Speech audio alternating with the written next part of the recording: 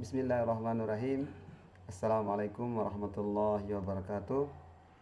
Alhamdulillahirabbil alamin wassalatu wassalamu ala asrafil anbiya'i wal mursalin wa ala alihi wa sahbihi ajmain amma ba'd. Alhamdulillah, segala puji bagi Allah Subhanahu wa taala yang telah memberikan kita kesehatan serta kesempatan sehingga kita dapat melaksanakan aktivitas perkuliahan pada pagi hari ini. Kedua kalinya, salawat serta salam tak lupa kita haturkan kepada junjungan alam Nabi besar Muhammad sallallahu alaihi wasallam, karena dengan perantara beliaulah kita mengenal dunia yang penuh dengan ilmu pengetahuan seperti sekarang ini. Rekan-rekan mahasiswa yang saya hormati, pada minggu yang sudah lewat secara tuntas kita sudah membahas terkait dengan sistem pernapasan pada manusia. Dan kita akan lanjut pada hari ini membahas terkait dengan sistem pencernaan pada manusia. Di akhir perkuliahan, seperti biasa, Bapak harap rekan-rekan mahasiswa yang pertama adalah mampu menjelaskan konsep sistem pencernaan pada manusia. Dan yang kedua, mahasiswa Bapak harap mampu menjelaskan bagian tubuh yang mana yang ikut dalam sistem pencernaan pada manusia. Makanan yang masuk ke dalam tubuh kita terlebih dahulu diolah atau dikelola melalui proses pencernaan. Proses pencernaan dapat diartikan sebagai proses penghancuran atau peleburan makanan menjadi zat-zat makanan yang dapat diserap oleh tubuh. Di dalam tubuh kita terdapat 6 organ penting dalam sistem pencernaan. Yang pertama adalah mulut, yang kedua kerongkongan, yang ketiga lambung, yang keempat usus halus, yang kelima usus besar, dan yang terakhir adalah anus. Rekan-rekan mahasiswa yang saya hormati, secara terperinci akan kita bahas di masing-masing alat pencernaan yang terdapat pada manusia. Yang pertama adalah mulut. Mulut dapat diartikan sebagai rongga berbentuk oval yang menjadi jalan masuk makanan, minuman, dan udara. Di dalam mulut dapat diartikan juga sebagai gerbang utama dan pertama masuknya proses pencernaan pada manusia. Di dalam rongga mulut, proses pencernaan terjadi dibantu oleh 3 komponen yang sangat penting.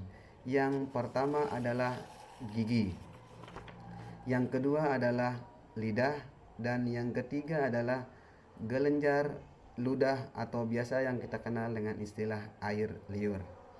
Yang pertama kita bahas adalah gigi.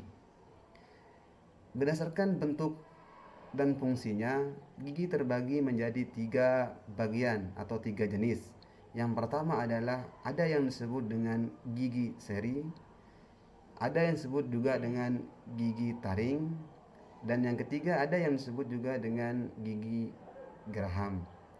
Gigi seri berfungsi untuk memotong makanan. Gigi taring berfungsi untuk mengoyak atau mencabik-cabik ke makanan. Dan yang ketiga adalah gigi geraham yang berfungsi untuk mengunyah makanan. Selain gigi, dalam rongga mulut terdapat komponen yang tidak kalah penting dalam proses pencernaan.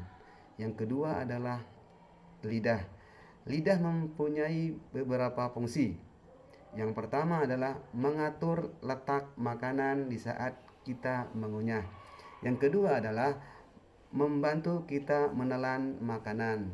Dan yang ketiga adalah membantu kita untuk mengecap rasa makanan. Setiap permukaan lidah memiliki rasa yang berbeda-beda dalam proses pengecapan makanan. Yang pertama, ujung lidah. Ujung lidah berfungsi sebagai pengecap rasa manis. Dan yang kedua, pangkal ujung lidah berfungsi sebagai pengecap rasa pahit. Dan samping kiri kanan lidah berfungsi sebagai pengecap rasa asin dan asam. Dan yang ketiga adalah kelenjar ludah atau biasa yang kita kenal dengan istilah air liur. Saat makanan dikunyah dalam mulut, makanan dibasahi terlebih dahulu oleh air liur. Makanan menjadi licin dan mudah ditelan. Selain itu, air liur mengandung enzim yang disebut dengan enzim amilase yang berfungsi untuk mencerna zat tepung secara kimiawi dan dirubah menjadi zat gula. Dan yang ketiga dari sistem pencernaan dan yang kedua dari sistem pencernaan pada manusia yaitu kerongkongan. Kerongkongan merupakan penghubung antara rongga mulut dan lambung, yang dapat diartikan bahwa kerongkongan adalah organ tubuh berupa tabung otot berongga yang memanjang dari leher hingga lambung dan memiliki peran penting dalam sistem pencernaan yang terjadi pada manusia. Di dalam kerongkongan terjadi gerak yang disebut dengan gerak peristaltik, yaitu gerak mendorong makanan dari kerongkongan menuju ke lambung. Dan yang ketiga dari sistem pencernaan pada manusia yaitu lambung. Lambung adalah alat pencernaan yang berotot yang berbentuk seperti kantong. Di dalam lambung terdapat bagian-bagian yang disebut dengan dinding lambung yang berbentuk seperti lipatan-lipatan yang berfungsi untuk mengaduk makanan yang berasal dari kerongkongan. Dinding lambung juga menghasilkan asam klorida atau yang biasa kita kenal dengan istilah asam lambung. Asam lambung berfungsi untuk membunuh bakteri atau kuman penyakit yang masuk bersamaan dengan makanan. Dan yang keempat dari sistem pencernaan pada manusia yaitu usus halus. Setelah dicerna di lambung, makanan masuk ke usus halus. Usus halus ini sebenarnya sangat panjang, tetapi melipat-lipat di dalam perut sehingga terlihat sangat pendek. Di dalam usus halus terdiri dari 3 bagian utama. Yang pertama ada yang disebut dengan duodenum, yang kedua jejunum, dan yang ketiga adalah ileum. Pada hari ini kita akan membahas ketiga-tiganya yang sangat berperan penting dalam proses pencernaan yang terdapat pada usus halus. Yang pertama adalah duodenum. Duodenum merupakan bagian pertama dari usus halus yang terhubung langsung dengan lambung. Yang kedua adalah jejunum. Jejunum merupakan bagian yang berada antara duodenum dan ileum. Di jejunum ini terjadi proses penyerapan nutrisi utama secara besar-besaran. Dan yang ketiga adalah ileum. Ileum adalah bagian terakhir dari usus halus yang terhubung dengan usus besar. Di dalam ileum juga terjadi proses penyerapan nutrisi dalam jumlah kecil, khususnya pada vitamin B12 dan garam empedu. Dan yang selanjutnya dari sistem pencernaan pada manusia adalah usus besar. Usus besar juga dikenal dengan istilah kolon. Kolon adalah bagian dari sistem pencernaan pada manusia yang merupakan bagian akhir dari saluran pencernaan dan terletak setelah usus halus. Beberapa komponen yang terdapat pada usus halus yang sangat berperan penting dalam proses pencernaan. Salah satunya adalah rektrum. Rektrum adalah bagian terakhir dari usus besar yang berfungsi sebagai penyimpan sementara feses atau tinja sebelum dikeluarkan melalui anus.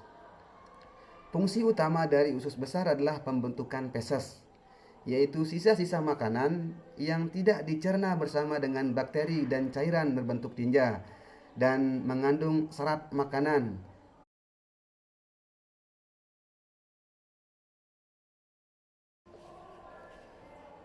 Dan yang terakhir adalah anus. Anus adalah bukaan akhir saluran pencernaan pada makhluk hidup yang berfungsi sebagai pintu keluar untuk mengeluarkan feses atau tinja dari tubuh. Pada manusia dan kebanyakan hewan, anus terletak di bagian akhir rektrum yang merupakan bagian terakhir dari usus besar. Di dalam anus terdapat 2 otot-otot yang sangat berperan penting. Yang pertama adalah ada yang disebut dengan otot sphincter internal dan yang kedua adalah otot sphincter eksternal. Sphincter internal merupakan otot yang membantu menjaga tinja atau feses di dalam rektrum sampai saat buang air besar. Dan yang kedua adalah otot sphincter eksternal yang berfungsi untuk membuka atau menutup anus saat keperluan buang air besar. Mungkin hanya ini yang bisa Bapak sampaikan. Semoga ada manfaat bagi rekan-rekan mahasiswa. Akhirul kalam, sekian. Assalamualaikum warahmatullahi wabarakatuh.